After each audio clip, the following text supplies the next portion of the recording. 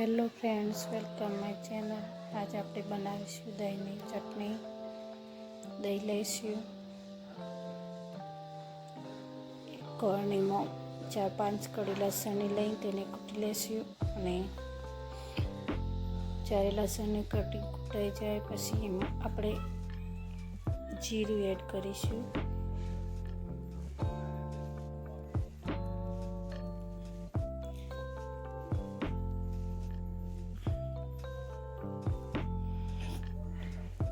જીરું પણ એડ કરી સરસ રીતે કૂટી લઈશું, બંને પણ મિક્સ કરી। આ ચટણી મારા ઘરમાં બહુ જ ખવાય છે, બધાની ફેવરેટ ચટણી છે, જે આજે હું તમારી સાથે શેર કરીશ। મીઠું નાખીશું થોડું, એને પણ કૂટી લઈશું સાથમાં।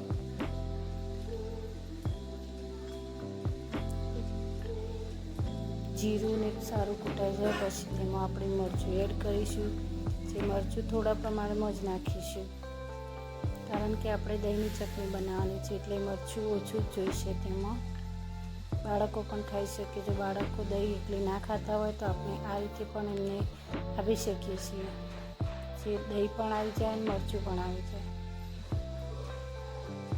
અંદર દહીં નાખીશું 4 ચમચી।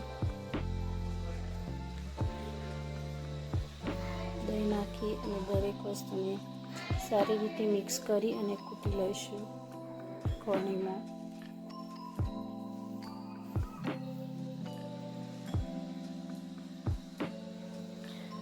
છોકરાઓ દહીં ના ખાતા હોય તો આ રીતે તમે મિક્સ કરીને આપી શકો છો, જે દહીં પણ ખાઈ લેશે। આ રીતે બધી પૂરેપૂરી મિક્સ કરી દેવાની છે। હવે આપણે એમાં ચમચી ધાણા જીરું એડ કરીશું ને એ પણ મિક્સ કરી લઈશું। આમાં પાણી કે તેલની જરૂર પડતી નથી, બિલકુલ સિમ્પલ મેથડથી આ તૈયાર થઈ શકે છે, જે મોટા પણ ખાઈ શકે અને બાળકો પણ ખાઈ શકે।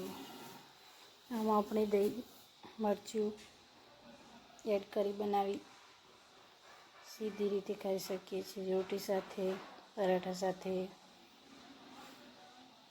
મારા ઘરે 2 થી 3-4 અઠવાડિયામાં 2 થી 3-4 દિવસ આ ચટણી જરૂર બનાવીએ છીએ।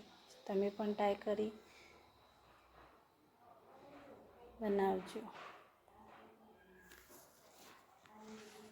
Thank you. રેસીપી ગમી હોય તો લાઈક એન્ડ ચેનલ સબસ્ક્રાઈબ કરો।